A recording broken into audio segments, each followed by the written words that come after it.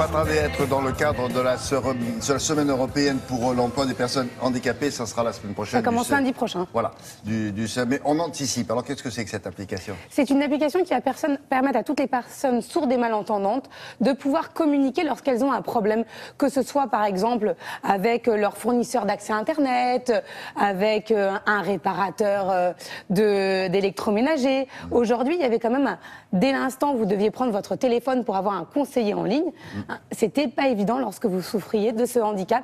Désormais, vous allez voir, cette application est absolument géniale, ça s'appelle Défi. Ça s'adresse à toutes ces personnes-là. Ils sont en train de commencer, donc il y a plusieurs pôles qui sont pour l'instant intéressés, comme celui du fournisseur d'accès à Internet, des assurances, mais ça va se développer de plus en plus. Je suis allée rencontrer le fondateur de cette application utile, exceptionnelle. On y va tout de suite.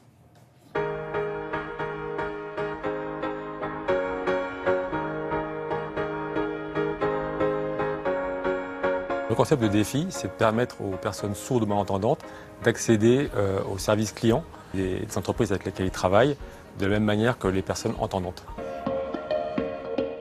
J'ai eu l'idée de fonder Défi parce que je connaissais des sourds et très souvent ils faisaient appel à moi pour contacter des services clients et je me suis dit que peut-être on pourrait proposer aux entreprises de se rendre elles-mêmes accessibles.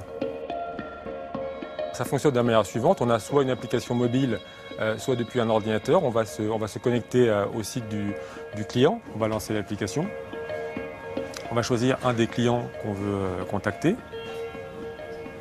on va choisir un canal de communication, soit la webcam, soit le chat, on va entrer nos identifiants de connexion et puis on va lancer l'appel.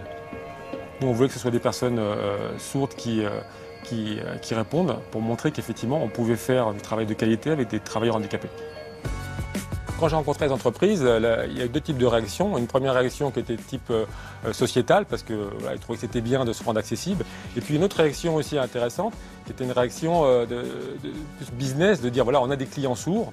En France, il y a 4 millions de personnes qui sont touchées par la surdité. Donc ces clients, on doit les adresser correctement.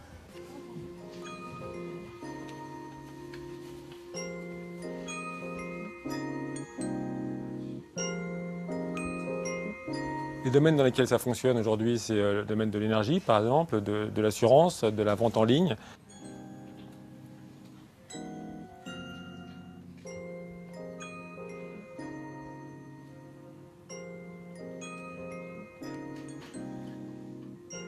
L'application est évidemment gratuite, c'est payé par les entreprises qui se rendent accessibles auprès de leurs clients sourds ou malentendants.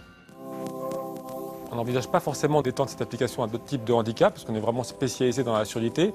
En revanche, les nouveautés, c'est qu'on va essayer via cette application de rendre des points de vente, des points de contact accessibles.